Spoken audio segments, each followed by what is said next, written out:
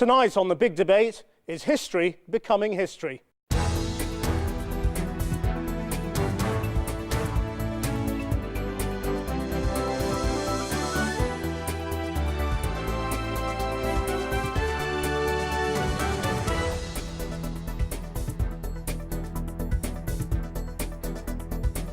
Hello, it's always been one of the cornerstones of the curriculum, but according to some surveys, less than a third of pupils study history at GCSE, and a top government advisor has suggested phasing it out as a discrete subject altogether at primary level. But is interest in history really on the wane, or is it the way it's being taught that's the problem? Remembrance Sunday remains as powerful as ever in the national consciousness, but do our schools teach the full story of what it is we're remembering? With me to discuss all of this, the Schools Minister, Ian Wright, the historian and writer, Lisa Hilton, teacher and expert on Black History Month, Leslie Wills, the Conservative Education spokesman, Nick Gibb, and the Deputy General Secretary of the ASCL, Martin Ward. We've also brought together an audience of teachers, experts, parents and pupils for today's Big Debate. Let's get some opening thoughts from our panel on why we have this problem, why there seems to be a decline in the numbers of pupils choosing to study history as they get older. Nick Gibb, let me begin with you, Conservative Education spokesman. Why do you think we've got a problem? Well, a combination of a move towards softer GCSE options as people chase the targets the government have set schools, but also the way the curriculum has moved away from a narrative study of history with all the knowledge and stories of our wonderful British history and European and world history. And I'm afraid that has put off a number of students from taking the subject. Ian Wright. There's no evidence, actually, Krishnan, that history is in decline. We've seen around about 200,000 students each year for the last 15 years take GCSE history, and actually the numbers of A-level students have increased to an all-time high. So the idea that history is dead is simply wrong. History in the classroom is going from strength to strength. Lisa Hilton, do we have a problem? If so, why? Yeah, as I understand it, there's been a 4.5% decline in students taking GCSE history between 1997 and 2007. As compared with an 11% augmentation in the independent sector. I think if those statistics are correct, possibly the reason is that history is perceived increasingly as an elitist subject, something which is too difficult for the majority of children to pursue. OK, well, that's a big one to tackle later on. Leslie Wills, what's your perspective on this? I mean, what is the problem in terms of enticing students into history? Well, as long as we use statements like British narrative history or engage with only British colonial history, lots of people are turned off. People are passionate about things that have to do with themselves. People's learning involves self as a starting point. So history that's broad-based, that's inclusive, that acknowledges different strands of humanity is the history that people are very interested in. And Martin Ward, is there a problem and why? Well, I certainly hope that there isn't. I think that history is a subject that everybody ought to be learning. As far as I can tell, the number of students taking GCSE history has stayed more or less constant. But obviously there's a great deal of interest in history in the population at large, and that isn't entirely reflected in the take-up of history in our schools. So I think it is something that we need to be looking at and working out why it is that we haven't got a still larger group of people taking history and going on with that wonderful study. OK, well, thank you for that. That's a flavour of the views of our panel today. But is it really a problem if only a minority of GCSE level students are studying history? It's been said that those who cannot learn from history are doomed to repeat it. But is the study of our past becoming a thing of the past? Fewer pupils are choosing to study history at GCSE, and recent reports suggest many children receive little or no history education by Key Stage 3. So what's the problem? Are they bored by Hitler and the Henrys, an endless list of important dates, or are schools discouraging pupils from studying the subject for fear of plunging to the bottom of performance league tables? With all primary schools set to teach subjects thematically by 2011, would it matter if history disappeared as a discrete subject altogether and merged with geography or science? Or would a change of government lead to a more traditional approach? The Shadow Children's Secretary, Michael Gove, has already suggested a need to teach what he calls the proper narratives of British history. But what exactly does that mean? And where does Black History Month fit in? Do we risk being in danger of teaching an overly positive and patriotic version of our past? Most of us would agree that history can provide us with a sense of identity. It can aid us in understanding the society we live in. But whose history are we teaching? In order for the subject to teach us something valuable, we must first determine how it should be taught. Well, our panel disputed right away whether history was in decline, and some of the figures that we quoted at the top there came from the Historical Association, and Flora Wilson, you are our representative from there. So is history in decline or not? No, it isn't. That's the first thing to say. We recently did a survey. Last year we surveyed over 700 schools, secondary schools in Britain. And what we found from that survey was that it was a time of real excitement, real enthusiasm in schools about history. The new Key Stage 3 has given teachers a massive amount of flexibility to deliver a curriculum that teachers feel passionate about, which can engage their local populations because they can include things that are relevant to them and their schools, as well as including the narratives that will, inspire that passion amongst all those teachers. So a third of students taking it at GCSE, that's kind of always been the case, isn't it? Well, there are issues, but it's not to do with the teaching necessarily. It's to do with the lack of safeguarding of time. The real concerns that we found in the survey was that the time made available by schools for the provision for the teaching of history is being cut radically. So in 48% of academies, for example, 11 and 12-year-olds get less than an hour a week doing history. In schools, there's an increasing trend to cut Key Stage 3 to 2 years, which means that some secondary school pupils only receive 1 year of compulsory history. Right, so less time is being spent on it, yeah. and fewer students are taking it at GCSE. Because, so the answer to is history in decline might be yes, if you read it another way. Well, yes, but there's a direct correlation. We know that children choose their options because of prior achievement and prior excitement about the subject. And history teachers are being forced into a position where, because of school decisions about Key Stage 2, about curriculum time, about pathways for certain groups of students, they are being forced into a position where they cannot deliver what they need to deliver. Okay, Nick Gibb, this is what you've been picking up on. Michael Gove was talking about it at your Conservative Party conference, saying history is a failure in terms of education in England. I mean, you think it needs to be expanded or what? Well, it's very important because it does give people a modern, informed view about Britain to understand the history of this country. And Professor Williams from Cardiff University set 5 very basic questions for his undergraduate history students. And one of those 5 questions was, name a 19th century Prime Minister. And only 11.5% got that question right. That is absurd. We cannot have a position where history students going to university don't even know the answer to that question. And you wonder, therefore, how many students who are not studying history know the name of a single 19th century Prime Minister. And this just demonstrates, and there are other questions I could give you that demonstrate the same thing.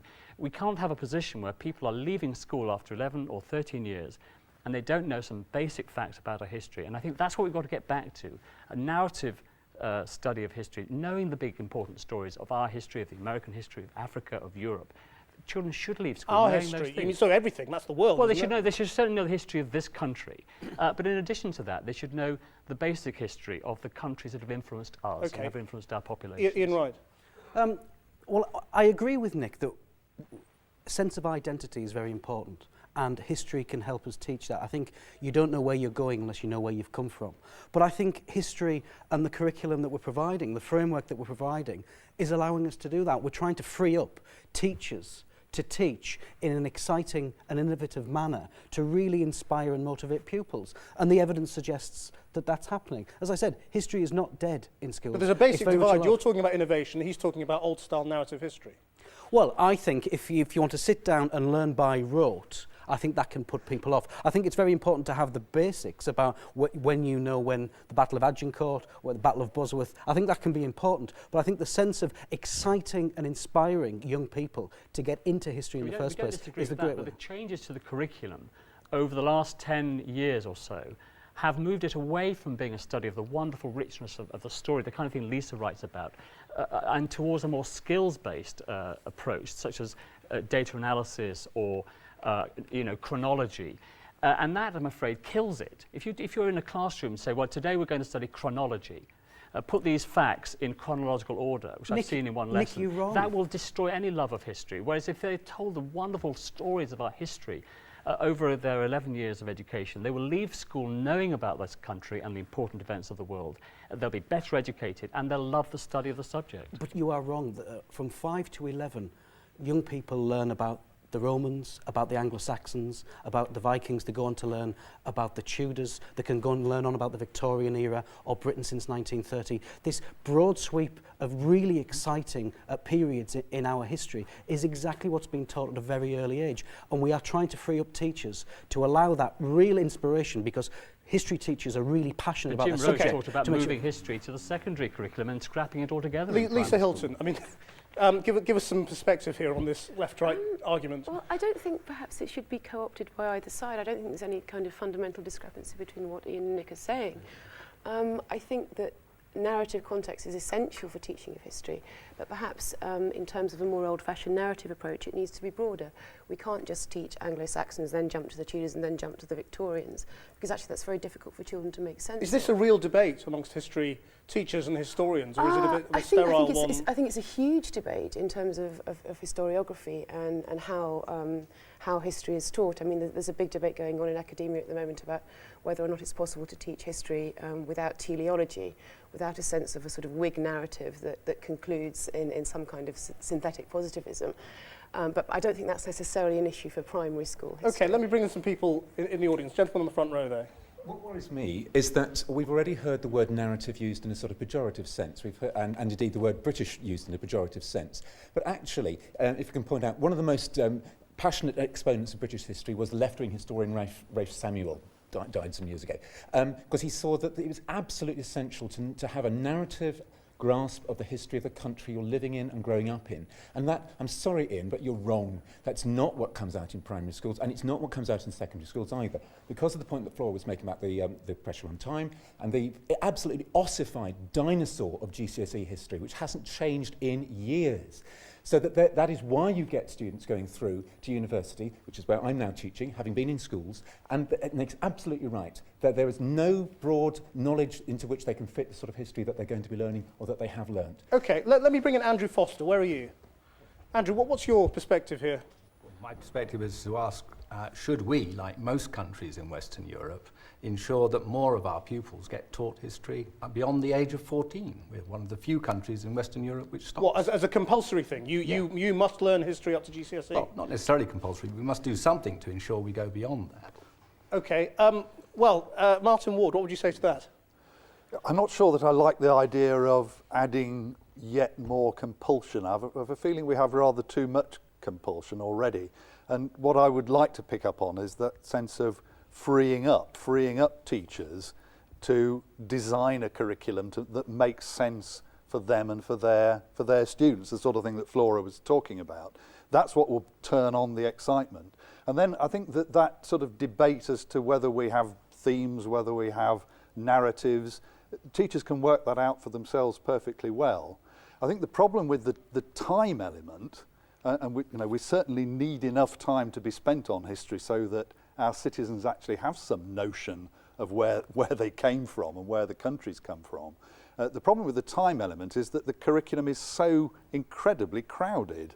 There are so many other things that schools have got to put in. Well, Leslie and at every turn we seem to get something else shoehorned in. Nobody ever takes anything out. As a history teacher, I mean, how would you feel about making sure children have to learn beyond the age of 14? Well, if you're passionate about history, you should have a choice. But from what I've been hearing here, people are missing the point. The reason why they can't remember the Prime Minister and the various people that they've studied about is because it is actually because this is someone else's history. This history is, as we know, the Marxist argument, class history, a very male history, a history that's excluding whole groups of people. So you're not going to remember things that are not relevant to you. Well, if you're black or from an ethnic minority, fine. But what about the majority white English Anglo-Saxon population? Well, they're the ones that are leaving the curriculum in droves, according But to they're your the ones who arguments. also don't know who their prime ministers were in the 19th century.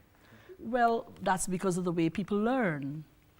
And learning is now personal. People are interested in their own ancestry. They are interested in personal histories. They're interested in local history. But they're not interested in dead men's history. Okay, well, you bring us you bring us to an aspect of this discussion that well, okay, there's a couple of people in the audience that want to come in. Yes, on the front row there. What do you want to say? Yeah, I'm a school teacher in South London. I find what you've just said to be ridiculous. The confusion that you've pointed to is more of a kind of pseudo-philosophical confusion, that where some people are saying narrative, some people are saying skills. But your whole approach to say that you start with the self means that you would only ever learn about yourself. The whole point about history is that it's universal, that it has an aspiration to the truth for everybody. I remember confronting some children in my school about why they wanted to do black history or not, and they did, and I said, well, I'd rather teach you about the Magna Carta, because it has certain more fundamental truths to it that would help you in this country. The point is not that I was definitively right or they were definitively right, it's that we had a shared conversation about the truth as different, as people who look different, adult to child, black to white, man to woman. Your attempt to differentiate so much avoids the fact that we all have so much in common. That's what history does teach us. Are you basically having a go at Black History Month, which we've just finished? I believe that black history is bad history and bad social policy all rolled up together, and it ends up confusing more people more than it liberates their mind, which should be the aim of good history. Leslie? Well, that's an interesting perspective. My own experience, I was born in England. I was sent to what used to be British Guyana in the Caribbean to go to school. And I went to a very British school, and I studied British, European, and Caribbean history. I loved history. I was passionate about it. I got a distinction. But it could have been because I was given the option of studying Caribbean history. My father loved British history. He was educated here as well when I was born. Now, people will and do need to know about British history and the British narrative history, but they do also need to see where they are relevant and where they come in. You know, what is it? I mean, I don't see how you could condemn Black History Month when people like myself have got uncles who fought in the war and great-grandmothers from Britain, and we were never taught about their input when we went to school. Ian Wright, I mean, it's quite an accusation, isn't it? Sort of bad history and social engineering, effectively. To be honest, I don't think that the two views are mutually exclusive. I do agree with Leslie's point about we need to be inclusive. We need to make it relevant. And I think that's a key point. And I think that's true of learning and not just about history. Students want to see a relevance to things, and that will mean learning about their local area, learning about local dignitaries, dead men, for want of a better term, in that respect. But it's providing the tools to inspire and motivate and give people that love of history, as well as providing them with what I think is an important and fundamental grounding in the key points that have happened in their country's history. That's what we're doing with the curriculum. The lady in the purple. I think this is kind of taking away from us as teachers what we are actually already doing in the classroom, which is now we've got this new national curriculum, we are making space in the history timetable to fit in Black history, to fit in women history, and because we've been given more freedom with the national curriculum, we are doing much more world history, so therefore I think we are incorporating a lot of different people's history, we do local history, and we can fit that now into the national curriculum because it's there for us to do it, and we've got that greater flexibility. And I think, you know, people dictating to us what we can and can't do is actually not giving us the credit for what we are actually already doing in the classroom. Lisa Hilton, I mean, people have to make choices though, don't they? I mean, if you've only got a couple of hours to teach in a week. I think we've been talking a great deal about content, but we haven't really discussed why we all, I think, agree that history is so important. I mean, what's history actually for? Why do we think it's so essential? I think my own opinion is that you can't have any kind of vital democracy without history teaching. I think history is tremendously important if you want people to participate in democracy. You can't, I think as Ian said earlier, you can't vote for what you want to be unless you know who you are. So I think rather than emphasising, this aspect over this aspect, or narrative over minority, whatever, elements of the curriculum, as this lady pointed out, ought to be imposed, we ought to be perhaps discussing why history is so important and finding ways of pushing it back into the curriculum and giving it more space. Gentleman in the brown suit.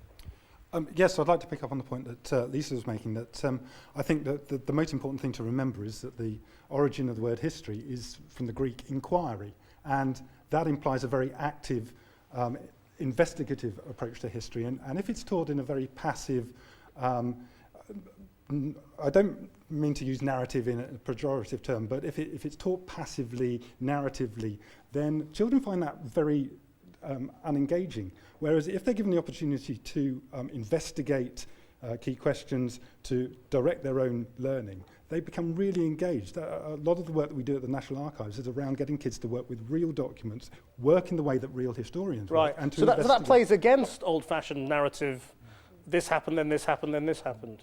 Well, I think it can work with that approach. I think you have to have a chronological big picture so that you understand what's going on. Do you think Nick Gibbs trying to take us back to some past we don't want to go to? No, I think having a big picture understanding is important, but it's got to be based around active inquiring history. Nick? Well, 60% of these, I don't disagree with what you say, provided we don't lose this, the bedrock of the historical knowledge. 60% of students starting at Cardiff University to study history didn't know the profession of Isambard Kingdom Brunel. It's these kind of things that really do worry policymakers, that we have this very expensive education system and children are leaving, having studied history for a certain number of years, and these children, these students have studied history for 9 or more years, and they don't know some of these basic facts. They've never heard of Gladstone or Disraeli, and this is a worry, and it's a worry that needs addressing, and we have got to together, the profession, policymakers, work out how we're going to solve this problem. Martin, you were trying to get in. Yes, there is a sort of canon of knowledge in history and in all sorts of other areas, in mathematics or physics or whatever, that we want all our citizens to know. Now that does actually change from time to time, and we have to accept that it won't always be exactly the same things. Having said that, I would equally be concerned that there are people who don't know those things.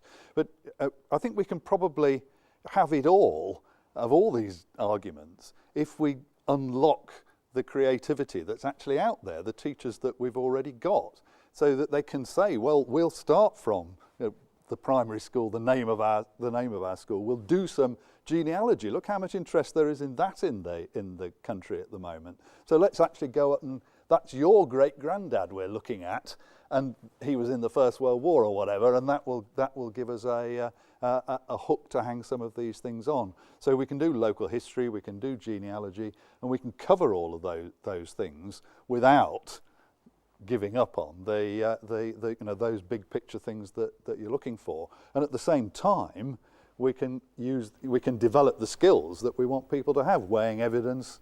That's a really useful skill, whatever you end up doing, whether you're studying history or being a banker, or for goodness sake.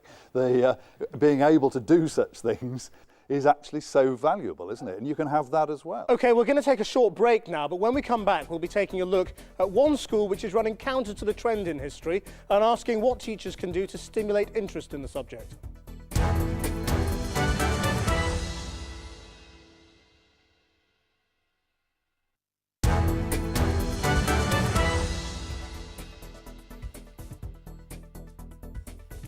Welcome back to the big debate. Now, according to the stereotype and the surveys, an inner city school should be struggling to get its pupils good GCSE passes in history. But there are some who are beating the odds. History here is extremely popular. We've had exceptionally high uptakes of GCSE and at AS and A2 level. In fact, at all three of those levels, history is the most popular opted for subject. So that's something that we're really proud of. I think it's popular here because we've been able to tailor what we're teaching to best fit the students. Every teacher tries to make it personal to you, so you can take individually what I may get from history here may be completely different to what someone else may get from it. Certainly when I was at school, it was a bit of at times a bit of a dry run through events and sort of this tired chronology of events. But actually now it's a far more exciting, I think it's a far more vibrant subject than it was years ago. Most history teachers know how to engage the class is through anecdote, to know the stories that back up the information that was happening. What tends to happen is that if you engage in a good story and you tell a good story backed up with the skills that we're going to learn, the students really engage in it, as do most people. Let me go to David Taunton. David, you're an award-winning teacher in Romford. Did any of that chime with you in terms of how you get students interested? Yeah, I think certainly the passion that was delivered there is about, I mean, not going back, but a moot point it is about individuals. History is about individuals, and therefore you really have to teach to the individual you have in front of you. And I think there's a big concern really about the past, Gladstone, Disraeli. Actually, you need to engage with students, and that's most teachers in every subject do.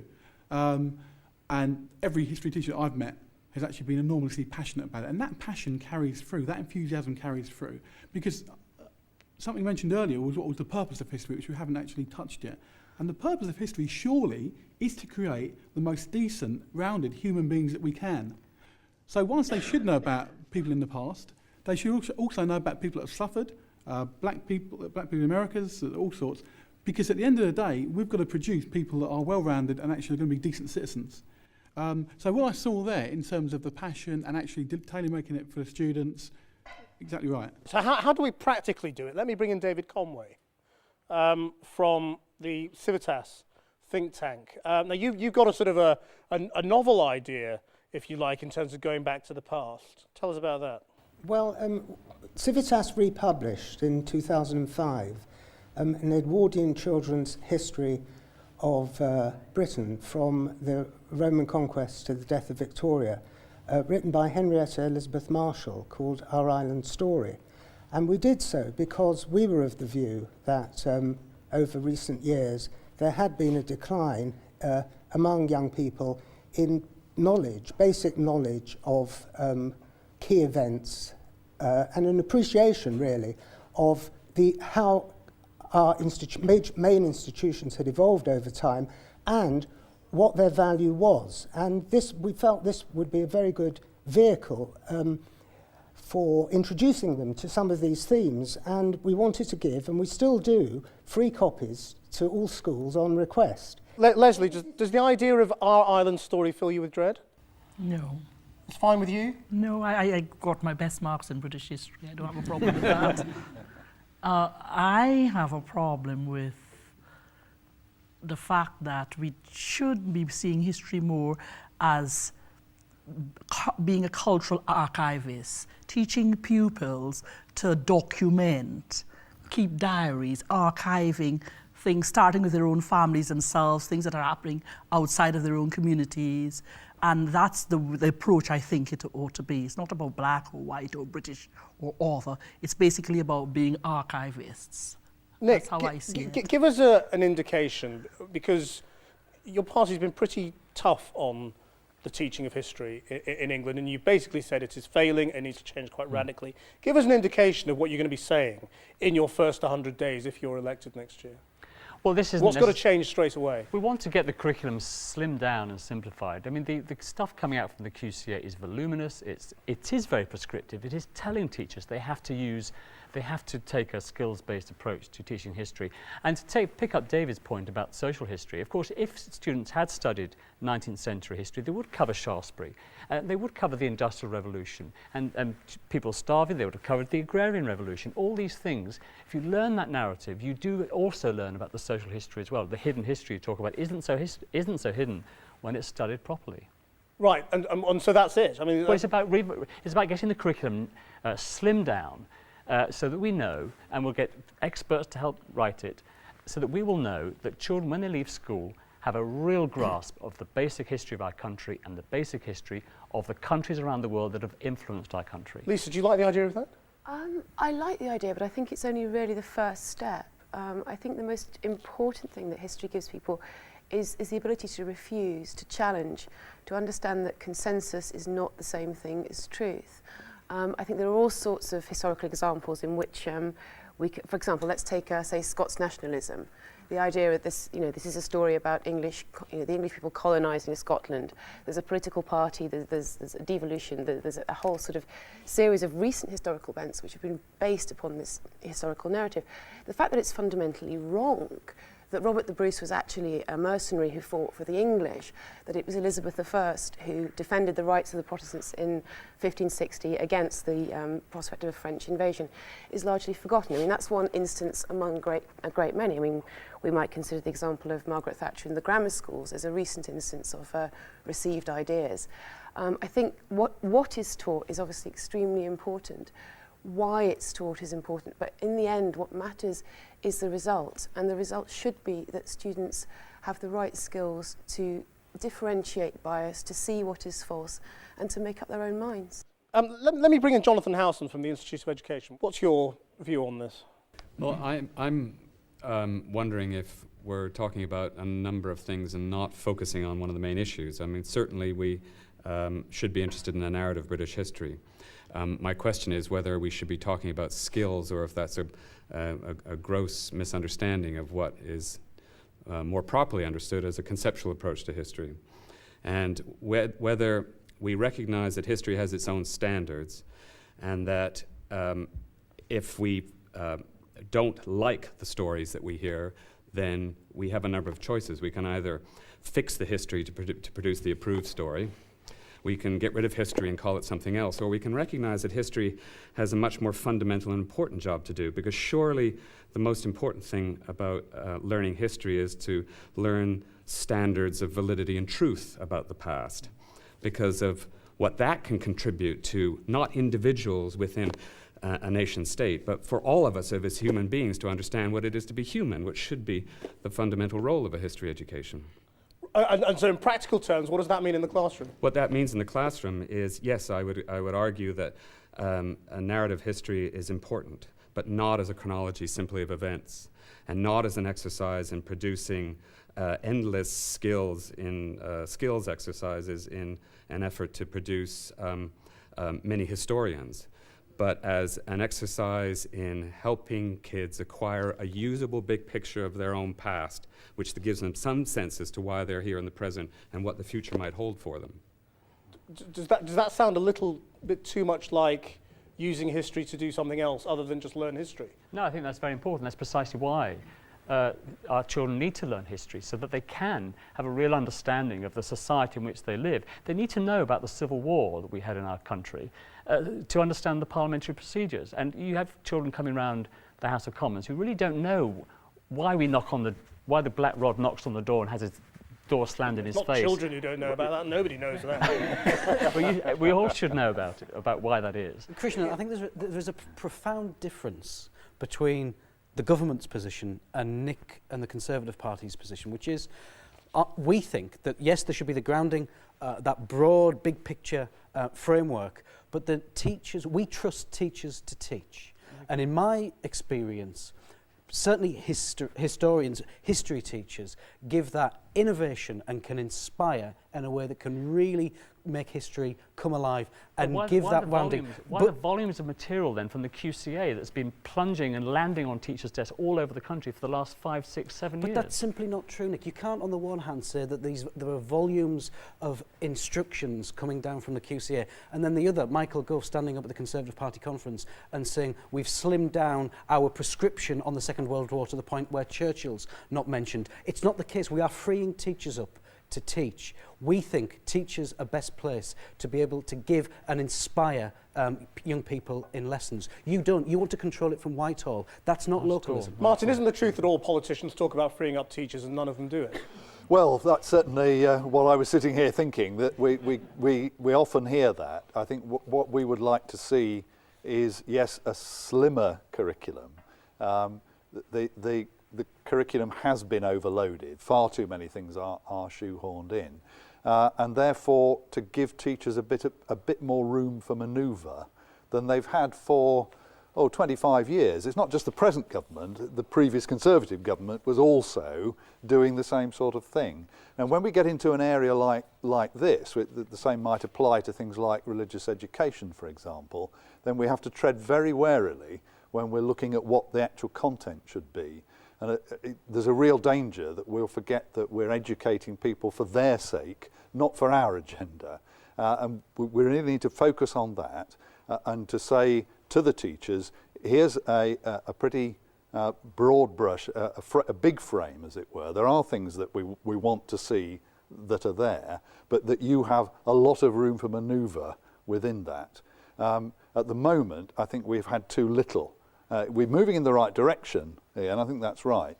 But I think we've got a long way to go yet. I would like to see a lot more room for manoeuvre, past to some of these wonderful teachers that we've seen. But, I mean, it's just quite funny to hear you say we're moving in the right direction, because Nick Gibb and the Conservatives clearly don't think you are. And there's sort of this consensus, it seems, in the sort of the teaching community that you are kind of all doing it, and along comes Michael Gove and Nick Gibb here and says, well, you're not doing it right.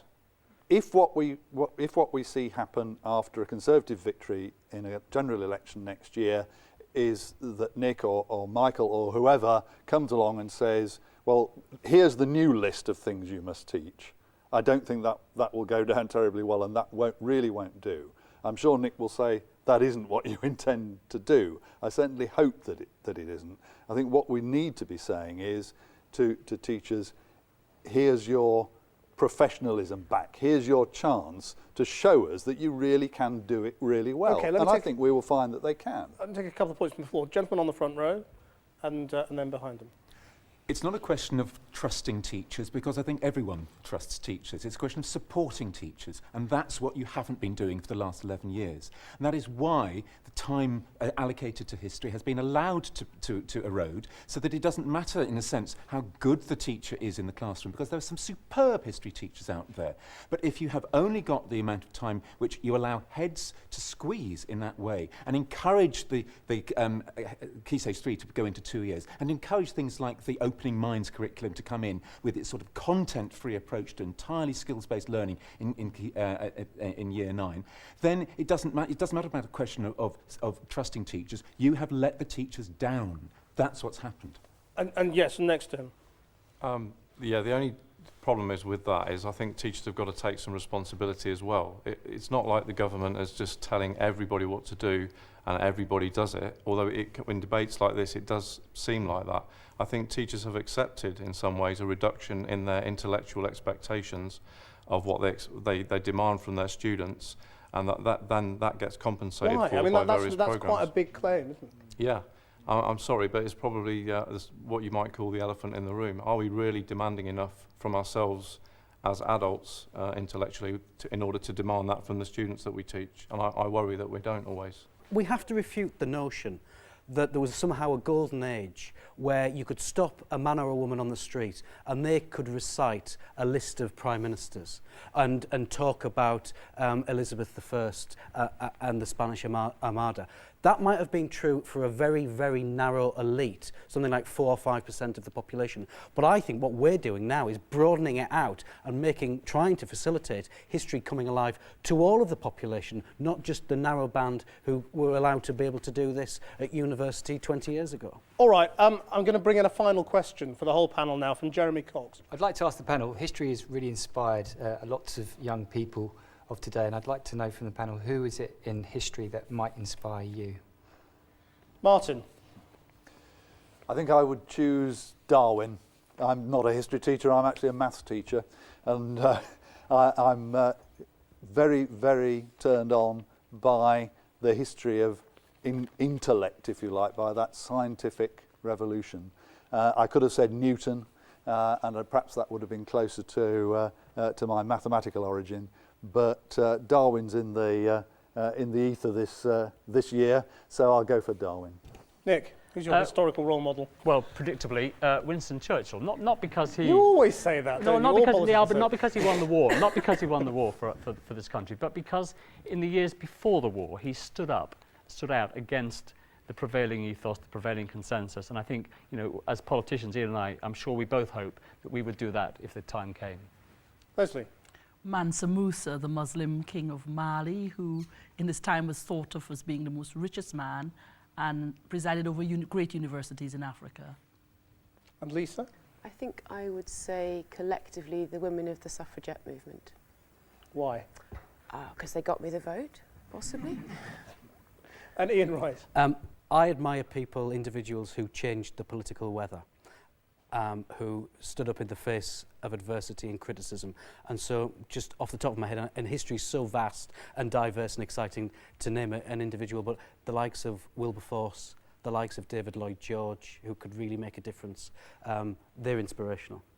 Well, thank you all very much indeed. That's it for this edition of the Big Debate. Just remains for me to thank our panel, Ian Wright, Lisa Hilton, Leslie Wills, Nick Gibb, and Martin Ward, and as well as our audience here. But for me and all the team here, bye-bye.